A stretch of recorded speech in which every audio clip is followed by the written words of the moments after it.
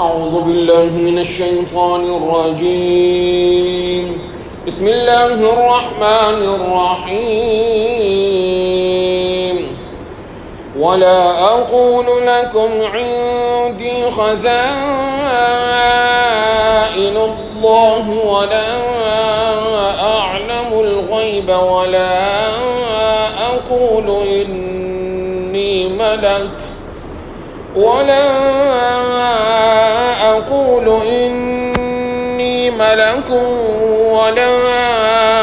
أقول للذين تزدري أعينكم لن يؤتيهم الله خيرا الله أعلم بما في أنفسهم إني إذا لمن الظالمين. قالوا يا نوح قد جادلتنا فأكثرت جدالنا فأتنا بما تعدنا إن كنت من الصادقين.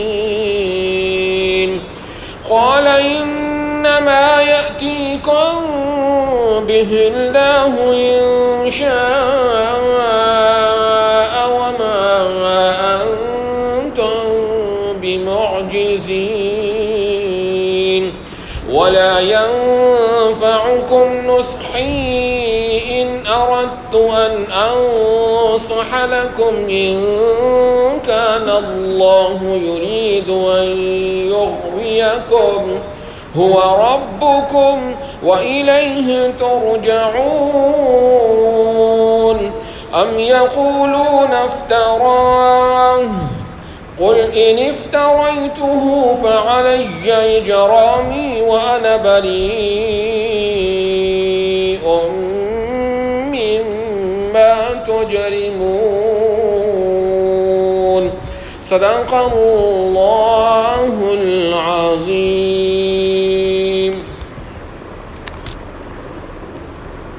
قوم نے نوح علیہ السلام پر چند اعتراضات کیے تو نوح علیہ السلام نے ان سوالوں کے جواب دیے.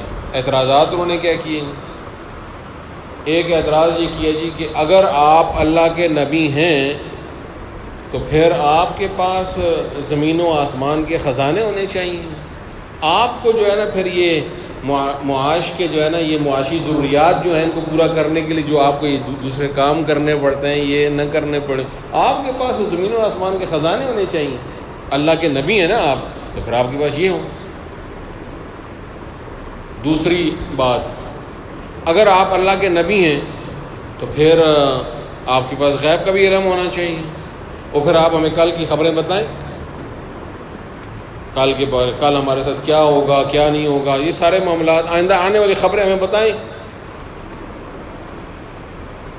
پھر آپ اللہ کے اگر نبی ہوتے نا تو جو یہ آپ کو بشری ضرورتیں جو پڑتی ہیں یہ نہ ہوں، آپ کے اندر یہ خصوصیات نہ ہوں، آپ کے اندر جو ہیں وہ فرشتوں والی خصوصیات ہونی چاہیے، پھر آپ اللہ کے نبی ہوتے ہیں. آپ تو انسان ہیں، انسان نبی نہیں ہو سکتا.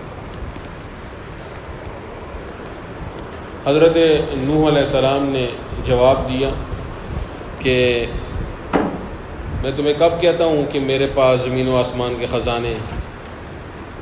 خزانوں کا مالک کون ہے؟ وہ اللہ. سارے خزانوں کا وہ مالک ہے، میں مالک تو نہیں ہوں. دوسری بات، میں نے تمہیں کب کہا ہے کہ میں عالم الغیب ہوں؟ عالم الغیب تو وہ اللہ ہے، سارے غیب وہی جاننے والا ہے. وہ ہمیں جو بتا دیتا ہے ہم تمہیں بتا دیتے ہیں. وہ غیب کی جو خبر ہمیں بتاتا ہے ہم تمہیں بتا دیتے ہیں. باقی غیب تو جاننے والا وہ ہے. یہ نبی کے لیے یہ ضروری نہیں ہے جی کہ وہ نبی تب بن سکتا ہے جب وہ عالم الغیب بھی ہوگی، تو خاصہ خدا بندی ہے. تو میں نے تمہیں تیسرے سوال کے تمہیں کب کہا کہ میں فرشتہ ہوں کہ میرے اندر وہ خصوصیات ہوں؟ میں انسان ہوں. بھئی زمین میں آباد انسان ہے نا، تو ان کی رشد و ہدایت کے لیے پھر کون مقرر ہوگا؟ انسان ہی. وہ تو سورہ بنی اسرائیل میں جواب دے دیا نا کہ وہ اللہ تعالیٰ نے اس سوال کا جواب بھی دیا نا کہ نبی فرشتہ ہونا چاہیے، تو اللہ تعالیٰ نے وہاں فرما دیا نا کہ زمین میں آباد اگر فرشتے ہوتے، بڑے مطمئن چل پھر رہے ہوتے، یہاں آباد فرشتے ہوتے، تو پھر ہم ان کے لیے نبی بھی کس کو بنا کر بھیجتے؟ کسی فرشتے کو بنا کر بھیجتے۔ سمجھا دیا نا کہ زمین میں آباد کون ہے؟ انسان، تو نبی بھی انہی میں سے ہوں گے۔ تم یہ کہتے ہو کہ یہ جو آپ کے جو ارد گرد بیٹھنے والے ہیں یہ کمی کمین لوگ ہیں جی، غریب غربڑے سے لوگ ہیں، تو ان کے ساتھ اگر ہم بھی آ کر بیٹھ جائیں تو پھر ہماری جو ہے نا وہ ناک کٹ جاتی ہے، توہین ہوتی ہے۔ یہ لوگ اگر آپ پر ایمان لانا جو یہ کیا ہے، باعث خیر ہے، یہ لوگ خیر کے کہاں سے مستحق بن گئے؟ اگر خیر ملنی ہے تو ہمیں ملنی ہے نا، ہم بڑے صاحب مرتبہ و جاہ و جلال والے، مال دولت والے، تو دیکھیں یہ دنیا کے ظاہری اسباب بھی تو ہمیں ملے ہوئے ہیں جی، دنیا کا مال دولت جاہ و جلال سرداریاں ہمارے پاس ہیں، ہم ہیں، تو پھر اگر دنیا کی خیر جو نظر آ رہی ہے یہ بھی ہمارے پاس ہے، تو آخرت کی اگر آپ پر ایمان لانا آخرت کا خیر کا باعث ہے تو پھر بھی خیر، اس خیر کے مستحق بھی تو ہم لوگ ہیں، انہیں کیسے خیر مل سکتی ہے؟ اگر انہیں ملتی ہوتی ہے دنیا میں یہ یوں زندگی گزار رہے ہوتے، غریب غربڑے ہوتے، یہ ہمارے کمی کمین ہوتے، یہ ہمارے کام کر رہے ہوتے نا، یہ خیر ان کو نہیں ملتی۔ تو نوح علیہ السلام نے فرمایا کہ میں کسی صورت میں تمہیں یہ نہیں کہتا کہ جنہیں تمہارا جو ہے نا وہ آنکھیں حقیر سمجھتی ہیں،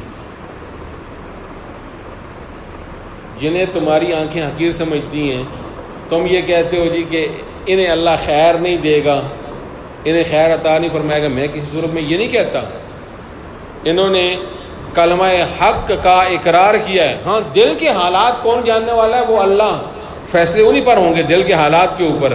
ایک بندہ زبان سے لا الہ الا اللہ کا اقرار کرتا ہو لیکن جی وہ تو لا الہ دے وچوں کالی بلا، اندر وہ اور کچھ، اوپر سے وہ لا الہ الا اللہ کا اقرار کرتا ہو، اندر کا حال تو اللہ جانتا ہے نا، تو اللہ فیصلے بھی اسی کے مطابق کرے گا، جو اندر کا حال ہے اس حال کے مطابق فیصلے بھی فرما دے گا۔ اس لیے اگر میں نے یہ جو باتیں تمہیں کہی ہیں، اگر میں یہ دعویٰ کر دوں کہ میرے پاس زمین و آسمان کے خزانے، میں غائب بھی جانتا ہوں، یا میرے اندر جو ہے نا وہ فرشتوں والی خصوصیات ہیں، یا میں ان لوگوں کے بارے میں کہہ دوں کہ نہیں تم اچھے ہو یہ اچھے نہیں ہیں، تو پھر میں ظالموں میں سے ہو جاؤں گا، پھر میں ظالموں میں سے ہو جاؤں گا، میرا شمار ظالموں میں سے ہوگا۔ اس آیت کا ترجمہ سنیں۔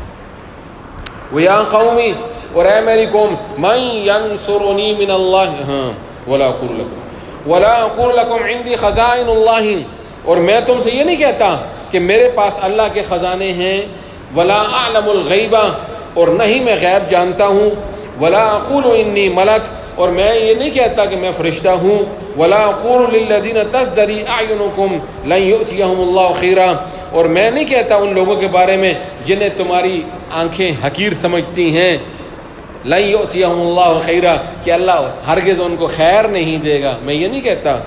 اللَّهُ أَعْلَمُ بِمَا فِي أَنفُسِهِمْ، اللہ زیادہ بہتر جانتا ہے جو کچھ ان کے دلوں میں ہے، دلوں کا حال وہ جانتا ہے نا، ظاہر میں وہ کلمہ پڑھ رہے ہیں، اندر میں کلمہ ہے کہ نہیں ہے وہ اللہ جانتا ہے، اللہ فیصلہ بھی اسی کے مطابق فرما دے گا۔ انی اذا لمن الظالمین، بے شک میں اس صورت میں، کون سی صورت میں؟ یہ جو چیز تو میں نے بتائی، اگر میں ان کا الٹ کروں گا، خلاف کروں گا، اس صورت میں لمن الظالمین، ظالموں میں سے ہو جاؤں گا میں اس صورت کے اندر۔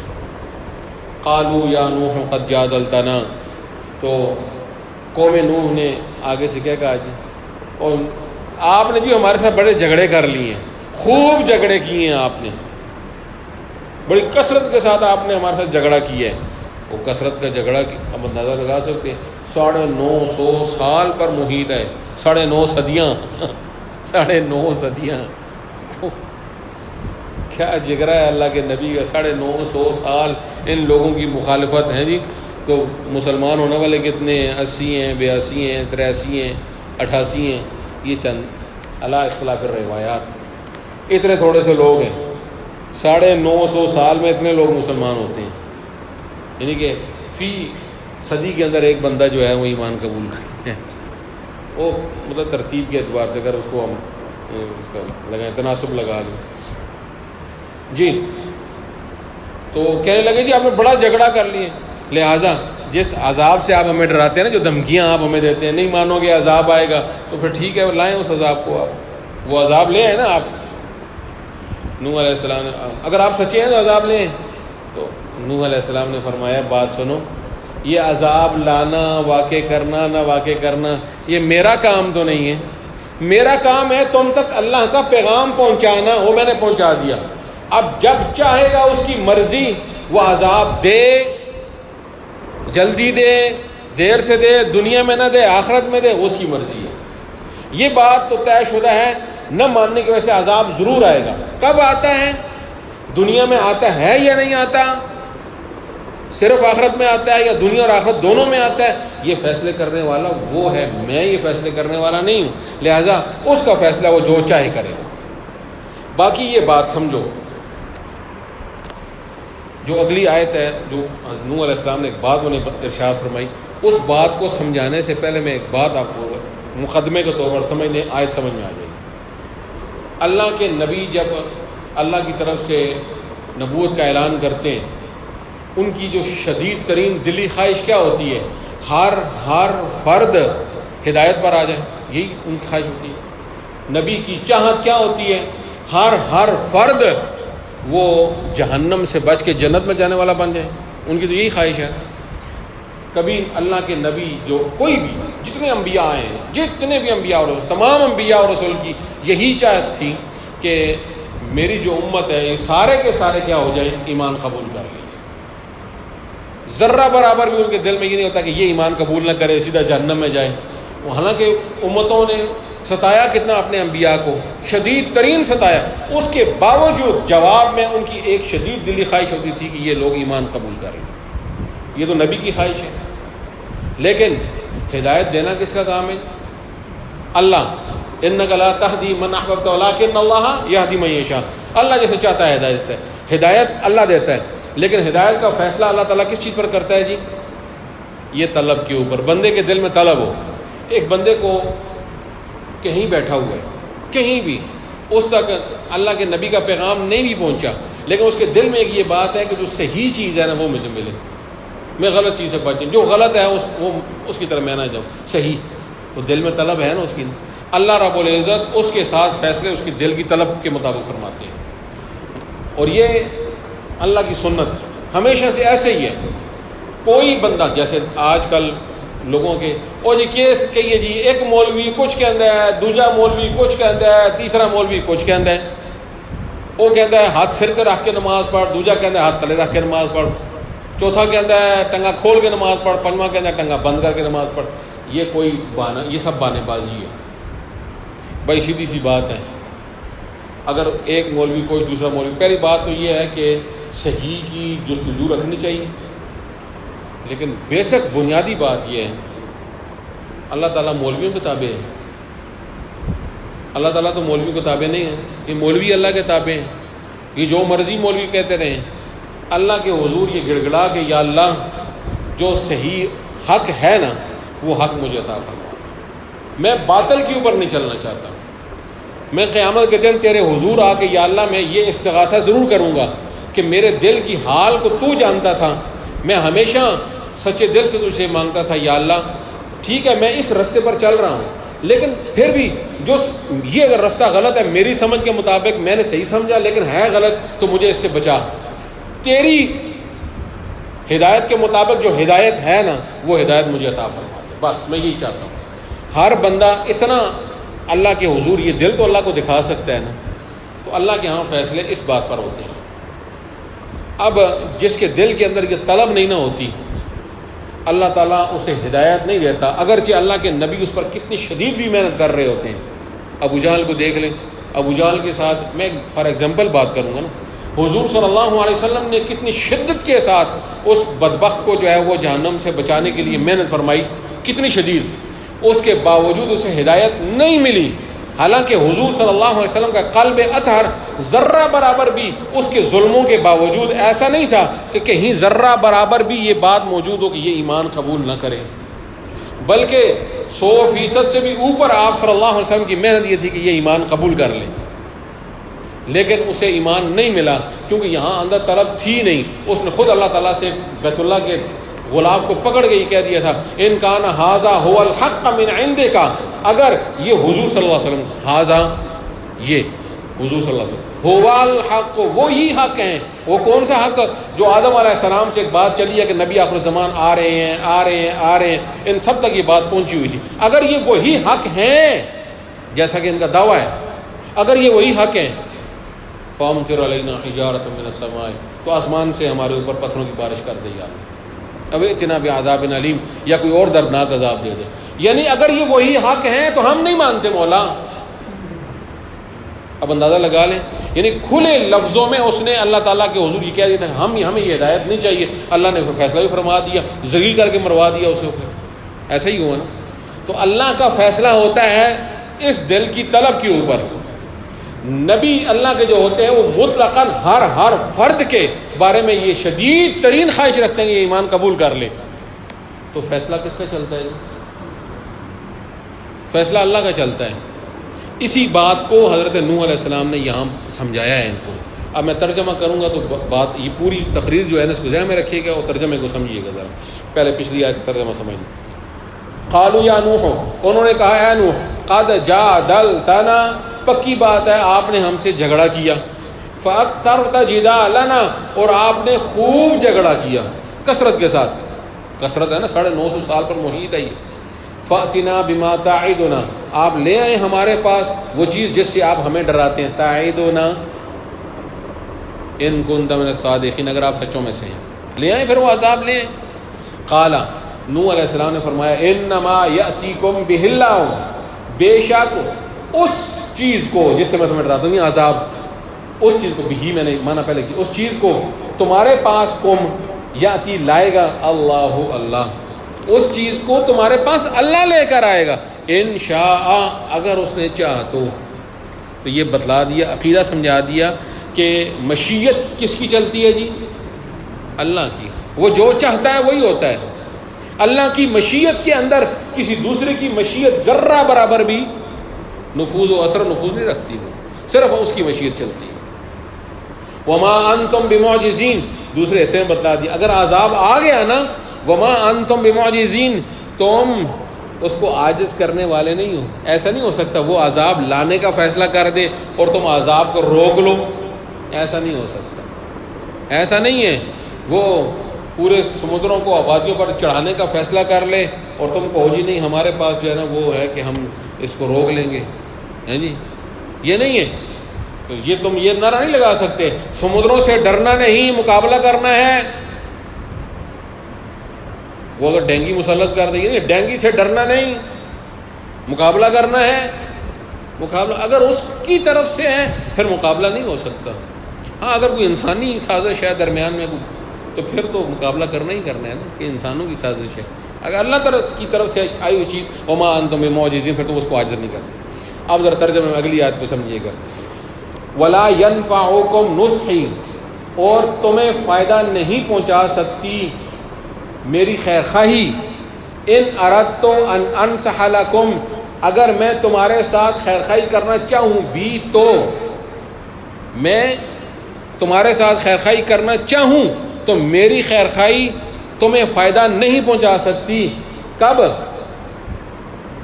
ان کان اللہ یرید ان یغویکم، اگر اللہ تمہیں گمراہ کرنا چاہے، اگر اللہ تمہیں گمراہ کرنا چاہے، میں تمہارے ساتھ خیر خواہی کرنا چاہوں تو یہ میری خیر خواہی تمہیں کوئی کام نہیں آئے گی، فائدہ نہیں پہنچائے گی، کیونکہ اللہ کا فیصلہ آ گیا کہ اب تمہارے اوپر ہدایت نہیں ہے.